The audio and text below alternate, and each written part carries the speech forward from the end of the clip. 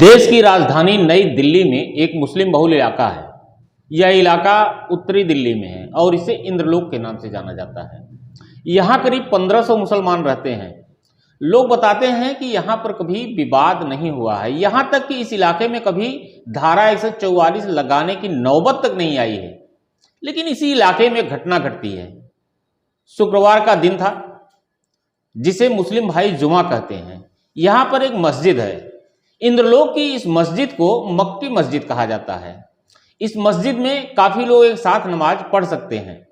इसी मस्जिद से करीब 300 मीटर दूर एक और बड़ी मस्जिद है जिसे मोहम्मदी मस्जिद के नाम से जाना जाता है। दो बड़ी मस्जिदें होने के बावजूद जुमे के दिन नमाजियों की संख्या बढ़ जाती है। इस वजह से जुमे के दिन लोग नमाज सड़क पर पढ़ लेते हैं। लोग शांति से अपने खुदा की इबादत में मशगूल थे, अपने खुदा को याद कर रहे थे, बिल्कुल उसी तरह जैसे हिंदू मंदिर में जाकर अपने ईश्वर की आराधना में लीन हो जाता है, अपना दुख दर्द अपने ईश्वर को सुनाता है, अपने भगवान से प्रार्थना करता है कि हे ईश्वर, तुम मेरी और मेरे परिवार के साथ इस समाज और देश को भी शांति प्रदान करो, मेरे दुखों को दूर करो।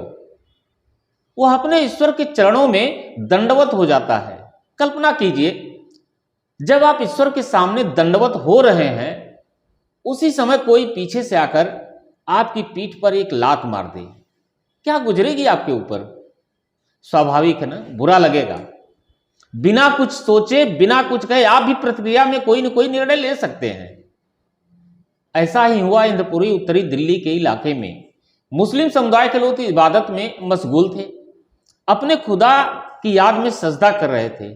लेकिन उसी समय एक बददिमाग दरोगा आता है और खुदा की इबादत में मशगूल नमाजियों की पीठ पर लात जमा देता है और उनके ध्यान को भंग कर देता है।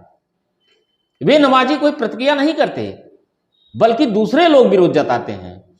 शांति का इससे बड़ा उदाहरण क्या होगा कि जो मुसलमान नमाज पढ़ते वक्त अपने सामने से किसी को गुजरते देखकर नाराज हो जाता है, वह इस घटना से हतप्रभ होकर उस बदतमीज दरोगा को देखने लगता है, सोचता है क्या हो गया ये। अभी कुछ दिन पहले एक वीडियो वायरल होता, वो भी घटना आपको बताता हूं। उस वीडियो में लोगों ने देखा कि ट्रेन में एक मौलाना जी सफर कर रहे थे। नमाज का वक्त होने पर अपनी ही सीट पे नमाज पढ़ना शुरू कर देते हैं। उसी सफर में कुछ सिरफिरे भी बैठे थे। उनकी भी धार्मिक आजादी उसी वक्त हिलोरे लेने लगती है। पैर में जूते चप्पल थे, हाथ मुंह भी नहीं धुले थे या धुले थे पता नहीं, लेकिन उनके अंदर धर्म की पताका लहराने लगती है, धर्म का भूत गुलगुलाने लगता है। जोर जोर से हनुमान चालीसा का पाठ शुरू कर देते हैं। उनका मकसद अपने हनुमान जी के प्रति आस्था दिखाना नहीं था, बल्कि उस खुदा के बंदे को परेशान करना था जो ट्रेन में नमाज पढ़ रहा था। उन्हें बर्दाश्त नहीं हो रहा था। दिल्ली में जो घटना घटी वह समाज को शर्मसार करने वाली है, लेकिन एक विधायक हैं तेलंगाना के टी राजा सिंह, उन्होंने इस घटना में दिल्ली पुलिस को समर्थन दिया है। यह बातें मैं खुद नहीं कर रहा हूं, बल्कि उन्होंने खुद एक्स पर लिखा है। देखा जाए तो उस घटना के लिए वे पूरी दिल्ली पुलिस को ही जिम्मेदार ठहरा रहे हैं। क्या इस शर्मनाक घटना की जिम्मेदारी दिल्ली पुलिस ने ली है? नहीं, दिल्ली पुलिस ने उस वाहियात दरोगा के लिए खुद शर्मिंदा है। इसी वजह से उसे निलंबित भी कर दिया गया है। लेकिन ऐसे नेताओं की क्या कहें जिनकी राजनीति ही हिंदू मुसलमान के बीच नफरत फैलाकर होती है। यदि सड़क पर नमाज पढ़ना गुनाह भी था तो उसके लिए कानून है, संविधान है। आप कौन है जो ईश्वर की आराधना में लगे एक इंसान को लात मार देते हैं? कैसी मानसिकता है आपकी? यह जहरीली मानसिकता कितनी खतरनाक है, सोचते हैं आप? गौर करना चाहिए। बात सामान्य दिनों की होती तो शायद मैं भी इसे हल्के में ले लेता, लेकिन आजकल चुनावी मौसम है। अब देश का चुनाव विकास पर नहीं बल्कि वादों के झुनझुने पकड़ा कर होता है, जाति और धर्म की नफरत के बीज बोकर होता है। चुनाव में वोट इसी नफरत के बीज से पैदा हो रहे हैं।